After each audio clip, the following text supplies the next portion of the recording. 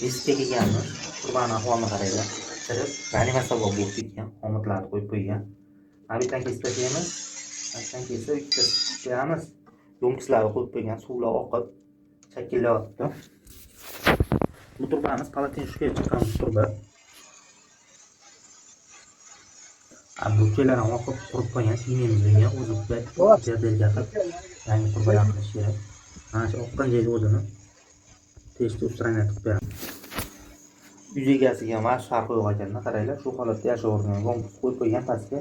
Bu narsa chirib oqishni boshlaganiga 5-6 oy bo'lyapti-da, bugun emas. Mana zanglar ham pastlarga oqib, sekin-sekin yana suv ko'payishni boshlagan oq. Bu urib olsa birinchi etажgacha zalit taqib boradi. 70-80 gradus issiq suv bu bilan latta-patta bilan yopilmaydi va kirib hech narsa qila olmaydi ham. Kimdir jekdan kelib suvni o'chirguncha birinchi etажgacha zalit taqib boradi. To'g'ri, bu aybdor bo'lmaydi. Bu holatda jek qilib beradi. Mana shunaqa holatlarda jek qilib beradi. Nimagaki bu ishlar predelniy ishlar emas.